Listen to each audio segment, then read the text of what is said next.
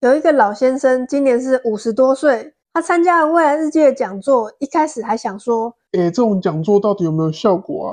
没想到只写了2天之后，居然有12万的汇款进来耶 ！Hello， 大家好，我是 BB， 今天要跟大家介绍的是这本书《3分钟未来日记》，写下的愿望真的都实现了。如果写在日记里的一切都会成真，而且一天只要花3分钟，你愿意试试看吗？只要一天一天写下去，49天之后，你的身上也会有好事降临哦。这本书的内容非常浅显易懂，我其实也买了几本送给我的朋友，而且还有附一本小本子，买回家之后就可以开始写。这本小本子里面就是给你49天而已，只要749天就可以心想事成哦，真蛮好笑的。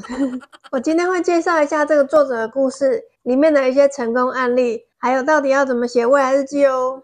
这本书的作者是个日本的女性啊，叫做山田红美，还有滨田真由美。这个作者的故事真的很悲催啊。她原本啊是有结婚，然后有个老公，有个小孩，本来是一个很正常的家庭。然后她老公算是做那种店面设计跟施工的工作，就是有点像是装潢类的工作。她老公那时候有一些朋友啊，帮她介绍了一些工作，就去装潢一些店。可是装潢之后都没有付他们钱。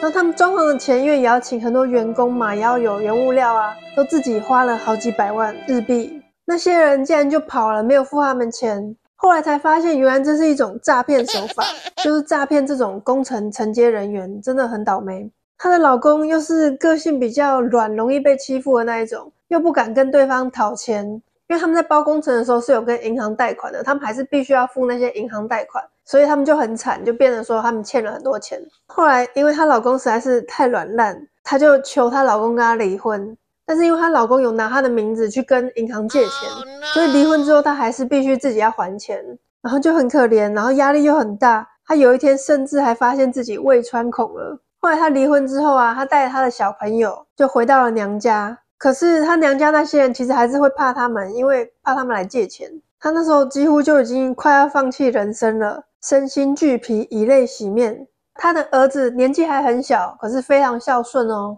有一天，他儿子就突然送给他一本很高级的笔记本。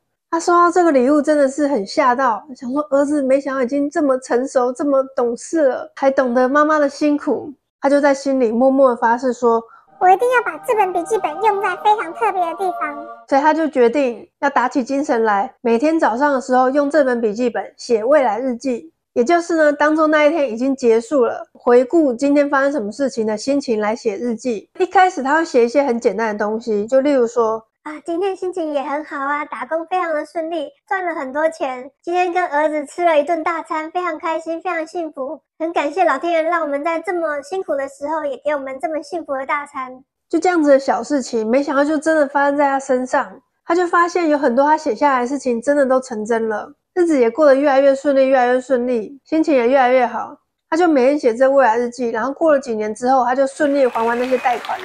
后来他也创业成功，他开始举办一些讲座，然后教大家使用未来日记。他会印一些笔记本给他的学员。可是他发现啊，他学员就会说，其实我的日子过得还不错，没有你那么惨，所以我常常未来日记都不知道写什么，怎么办呢？后来他就想到一个方法，就是他会印下一些肯定句在那笔记本上面。那如果不知道写什么时候，只要照抄那些肯定句就可以了。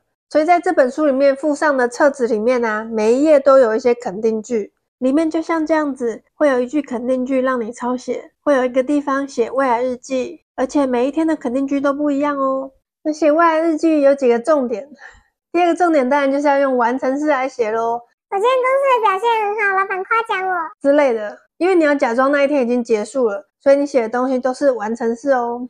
然后再来就是写完之后就不要去看了，因为如果你一直去看，你就会有点担心说怎么还没有显化，怎么还没显化，所以最好写完就是放掉，不要就去看了，让它自然而然的显化就可以咯。如果你不知道写什么的话，就抄一些肯定句也可以哦。其实写的时候我也觉得心情很平静，很开心，而且又可以把这个肯定句的内容慢慢的放到你的潜意识里面。再来就是一天只要3分钟的时间，因为早上可能也没有那么多时间嘛，而且也不用写太多，你一天只要写几句话就可以了。还有一个重点就是你要用一些有正面情绪的句子，例如说，真的是太棒了，太感谢了，真的是太美好了。这样子会更容易显化。作者花了很久的时间才发现这件事情，就是他每次有一些很开心的情绪的句子都很容易显化，但如果是比较中性的句子就反而不会显化。这样子正面的情绪是非常重要的哦。那我们来讲几个里面的成功案例吧。有一个老先生，今年是50多岁，是一个公司的经营者。他参加了未来日记的讲座，一开始还想说这种讲座到底有没有效果啊？但是想抱着死马当活马医的心态，因为他们公司有点资金周转不过来的问题。没想到只写了2天之后，他就说今天的营业额又飙高了，好开心哦！这几天有好多订单，我们变得超忙的。晚上去银行刷簿子的时候，没想到居然有12万的汇款进来耶，可以安全又顺利的周转现金，实在是太好了。感觉钱好像从宇宙的各个角落都转到我这里，真是太感谢了。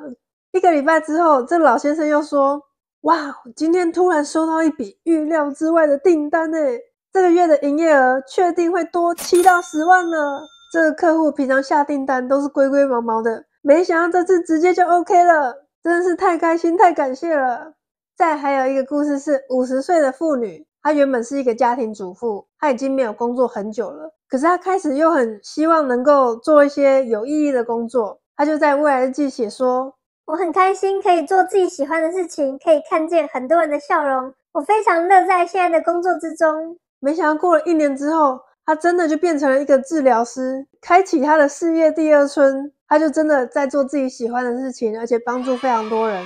还有一个案例啊，是一个在外商公司工作的一个女性主管，她原本在抱怨说啊，我的团员都不努力，每次我们团队的业绩都是最差的，我是不是要换团员呢？作者就告诉她说，你现在不需要更换团员，也不要再抱怨他们不好了，而是你要发掘他们的优点，要跟他们说感谢。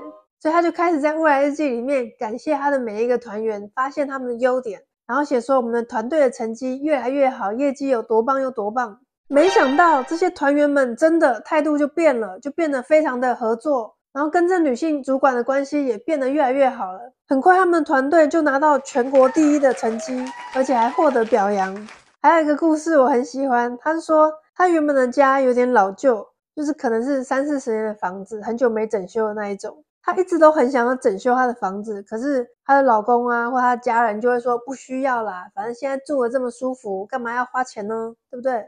她就开始在未来日记里面写说，我的家变成了一个非常舒服的空间，常常有很多客人可以来造访，是一个让我们可以放松的空间，而且我们的厨房真的是太棒了，每天做菜都超开心的。她每天这样写哦，结果过了10天以后，她的家人突然开始聊起要不要重新装潢的事情，而且聊得非常愉快，最后真的决定要整修，而且要整个打掉重盖。盖完之后，她真的有一个很棒的厨房，还有自己的工作室，就变成一个非常非常舒服的居家环境了，真的太棒了。那我还有介绍一个影片叫做3分钟感恩日记，那个作者的故事也是非常的曲折离奇，有点感人。影片在这里可以去看看哦。我还有很多很有趣的故事要跟你分享哦，可以订阅我的频道哦。那我们下次再见咯，拜拜。